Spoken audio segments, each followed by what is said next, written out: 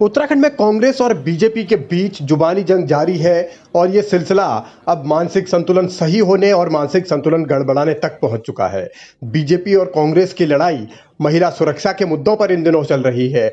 महिलाएं कहां सुरक्षित हैं, किस राज्य में सुरक्षित हैं, इस पर बयानबाजी हो रही है। बीजेपी उत्तराखंड के आंकड़े बेहतर बताती है तो कांग्रेस अपने तरीके से उन मामलों पर सवाल उठा रही है जो उत्तराखंड में घटनाएं हुई हैं। वो चाहे अंकिता भंडारी मर्डर केस हो या फिर दूसरे केस हो, इन्हीं पर बीजेपी पलटवार करने में जुटी। हमारी भारतीय जनता पार्टी की सरकार उत्तराखंड में किसी भी प्रकार का कोई अपराध न हो और अपराधियों की शरणस्थली यहाँ न हो, इसके लिए हमारी सरकार कृत संकल्पित है। और यहाँ लगातार अपराध का ग्राफ गिरा है और कांग्रेस के शासनकाल में की अपेक्षाकृत उत्तराखंड में जो अपराध के मामले हैं वो काफ़ी कम हुए हैं। और साथ ही और राजस्थान की बात करें तो राजस्थान में जो आज अपराध के जो रिकॉर्ड हैं वो पूरे देश के अंदर नंबर 1 पे हैं।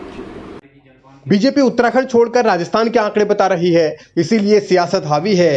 राजस्थान में कांग्रेस की सरकार है, लिहाजा बीजेपी दावा कर रही है कि कांग्रेस के राज में महिला सुरक्षा 0 है और इसीलिए बीजेपी के इन आरोपों को अब करण महरा एक बार फिर गुस्से में आकर जवाब दे रहे हैं। मेरे को अपने प्रदेश की जिम्मेदारी है।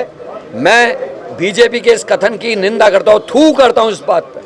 मैं फिर आज कह रहा हूँ, थू करता हूँ, क्योंकि मानवीर चौहान का मेरे को लगता है और बीजेपी का पूरा मानसिक संतुलन खराब हो गया। हम अंकिता के न्याय की बात कर रहे हैं, हम 4 उन SC ST की बेटियों की बात कर रहे हैं जिनका बलात्कार हुआ, पॉक्सो कांड की बात कर रहे हैं, 872 उन बेटियों की बात कर रहे हैं जिनका बलात्कार इस राज्य में हुआ है। और आप दूसरे राज्यों से तुलना करके इस मामले को शांत करना चाहते हैं, हल्का करना चाहते हैं। क्या कहीं अपराध हुआ इसका मतलब है आप उत्तराखंड की बेटियों का बलात्कार करके उसका बदला उत्तराखंड में लेंगे? ये कहना चाह रहे मानवीर चौहान? शर्म आनी चाहिए। आपके पर्सनल चीजों पे भी अगर बोलने पे हम लोग आएंगे तो आपको जबान आपकी खुलनी बंद हो जाएगी। करण महरा फिर गुस्से में आए, फिर उन्होंने वही शब्द कहा जिसको लेकर उन्हें प्रायश्चित करना पड़ा।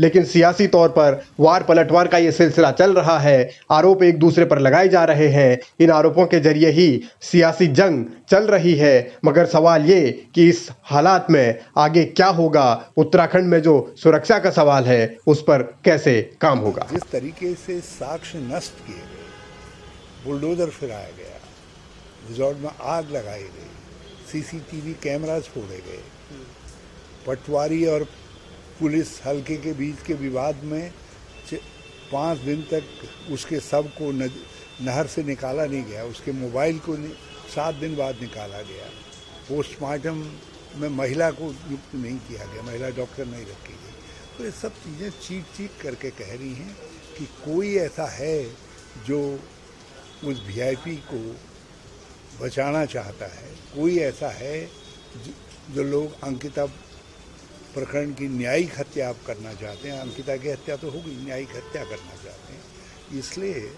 कांग्रेस अपने दायित्व को समझती है और मैं बधाई देना चाहता हूं कांग्रेस के लोगों को कि निरंतर उसके लिए वो संघर्ष में हैं, इन सवालों को उठा रहे हैं।